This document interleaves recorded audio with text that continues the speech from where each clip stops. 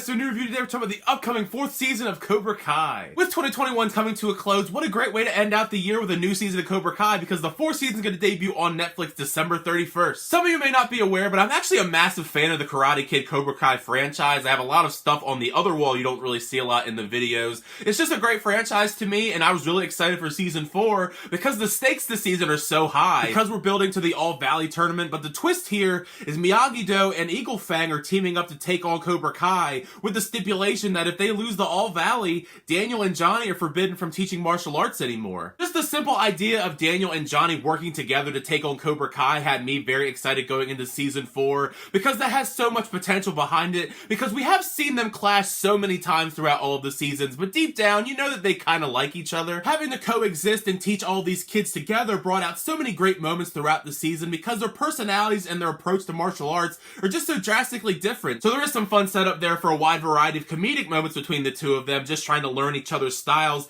in an attempt to try and bond after most of them were enemies for so long, so many seasons between Miyagi-Do and Cobra Kai. One of the big things I've always loved about Cobra Kai is just how well it pays tribute to the films that came before in the Karate Kid franchise, and made me appreciate the sequels more as well. Like how we saw the returns of Chozen and Kamiko for a few episodes in season 3. This time around, though, we're getting the return of Terry Silver, the epic villain from the Karate Kid Part 3. I have to be honest, as a fan of the franchise, I've personally never been a huge fan of the Karate Kid Part 3, but Terry Silver is the part of the film that makes me actually enjoy it. He's such a great villainous character. And as this series has progressed and we've gotten more and more legacy characters throughout every season, it has been in the back of my mind every season when we're going to get to Terry Silver. The way Terry Silver is brought back into the fold for season 4 does make sense narratively, and after so many years apart, the chemistry between him and John Kreese is still there, and that's something that I really appreciated. But unlike Kreese, though, Terry's really been out of the game for a very long time, so it does take a long time to get to the actual Terry Silver we knew from Karate Kid Part 3. There is a gradual build-up throughout the course of the first couple episodes of the season, but once we do get to that classic Terry Silver that we know from the Karate Kid Part 3,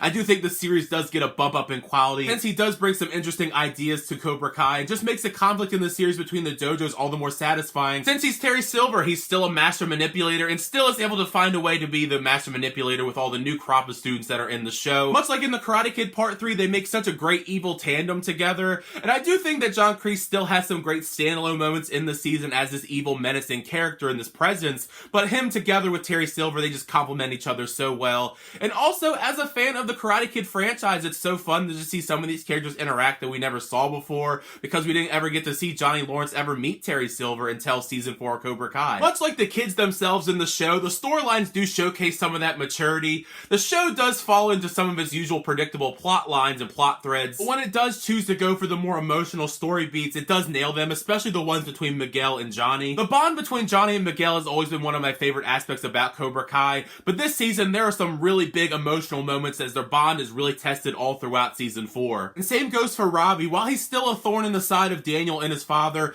it is nice seeing him have some more human moments in the show, because he has a lot more interactions with Tori, and also he takes a student under his wing while he's at Cobra Kai. Out of all the kid characters this season, the one I was most disappointed by probably was Hawk. I think he gets sidelined a bit too much in season 4, as he does spend a large portion of the season as a sort of emotional punching bag for all of the characters, because he's trying to earn back the trust of everyone after he defected from Cobra Kai last season. But he does have some great moments at the end of the season. I will just leave it at that without spoiling anything. Besides the main storyline of the season being all about the All Valley and the preparation for it, there are a few underlying storylines, the side plots if you will, some of which I think are a little bit better than others, some of which actually involve some newer characters to the season. I actually quite like the new additions to the teams. I think Devin, who joins Eagle Fang, is a pretty badass female character. Kenny is probably the one that gets the most screen time. He's like the big new name character of the season. There's some stuff here I liked about Kenny. I like the storyline a lot with him being mentored by Robbie. All the stuff with the storyline involving him being bullied by Daniel LaRusso's son Anthony, who by the way gets a lot more screen time this season. It took me a minute to realize who it was, because he looks so different from the early on seasons, and he's barely even in some of the early on seasons as it is, but now he has like a full-fledged arc and character. None of the stuff with the bullying ever amounts to anything of interest by the end of the season. I think they almost just put that in there because Kenny almost feels like what would happen if Daniel LaRusso had chosen to go to Cobra Kai over Mr. Miyagi. That's at least what it felt like to me anyways. You know, the whole rivalry between Sam and Tori has been like a staple since the very beginning of Cobra Kai,